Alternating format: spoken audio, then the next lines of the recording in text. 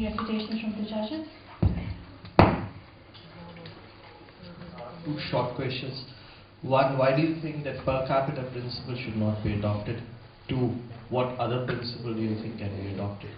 I'll answer that question in two parts as well, sir. Firstly, when we are using a relative scale of measure, we need to ensure that those scales are similar. So in the first case, when we are judging the West on the basis of total emissions and India and China on the basis of per capita emissions, we are actually destabilizing the denominator by a huge margin. Whereas India has a 1.2 billion population and China has a 1.6 billion population, we do know that the denominator is so heavy that in any case, the total per capita emissions would be really low. To add on to that, what measure needs to be adopted? Currently, Africa is growing at the highest rate of per capita emissions in the current day and time. And the reason is because it is a developing phase, it is a developing continent, they need to spend. Howsoever, they still believe that it is the West which is the aggressor, despite the fact that their growth rates, which now need to be taken care of, to answer the second question, are significantly lower than the world average.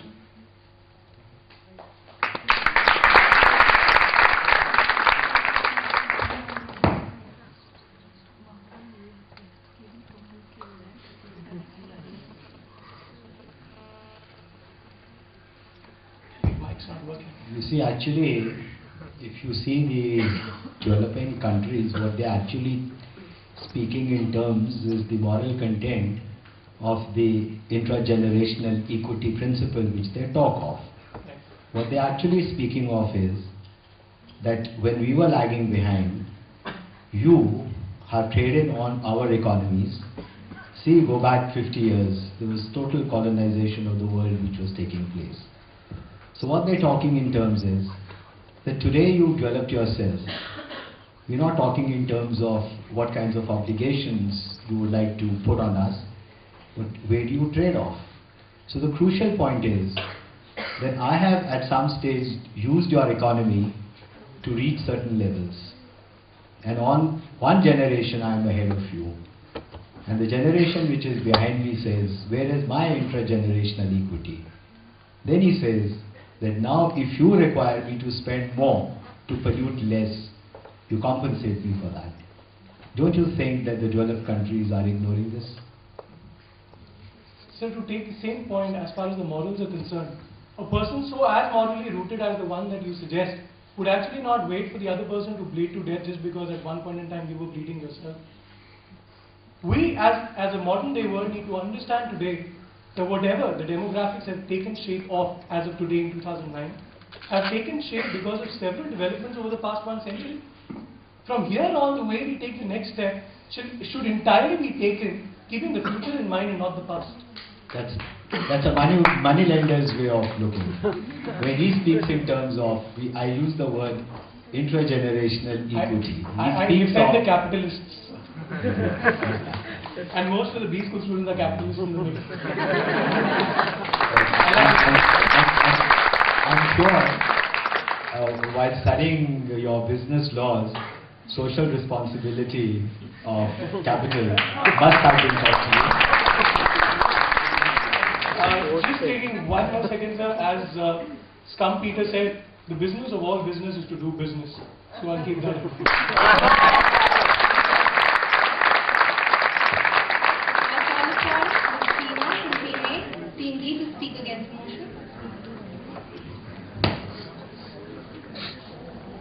A very good afternoon, esteemed jury and my dear friends.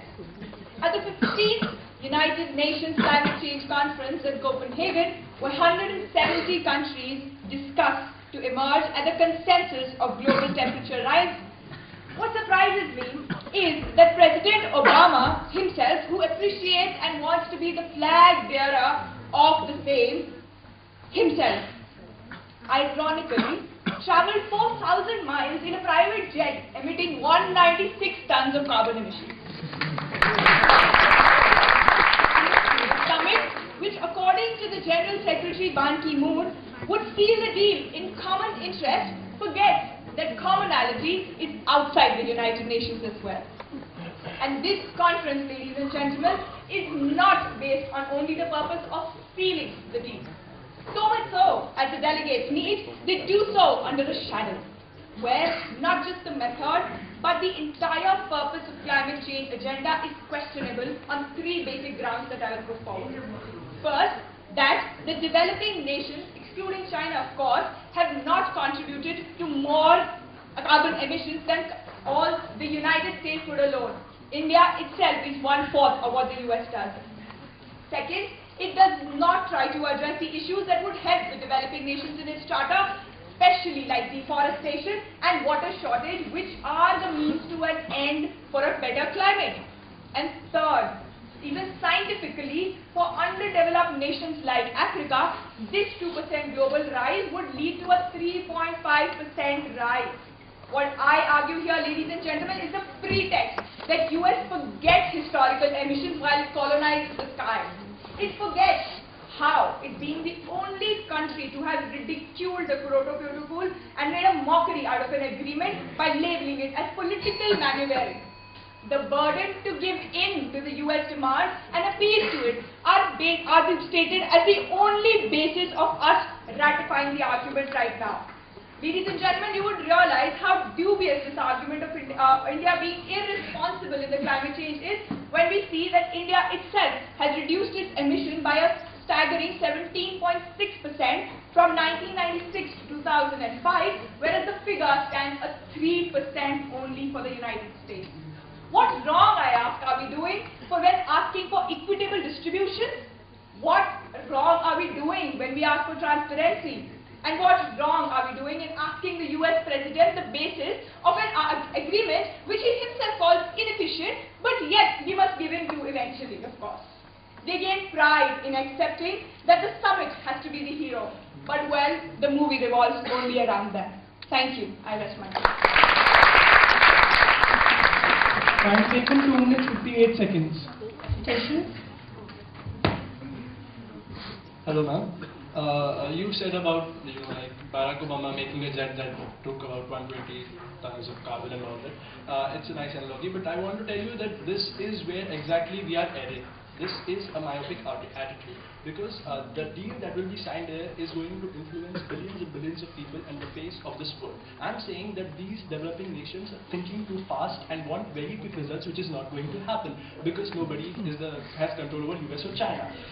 Presently, we are working on a reference document. The Copenhagen Summit's aim was to work on a reference document as a precursor to a legally binding treaty.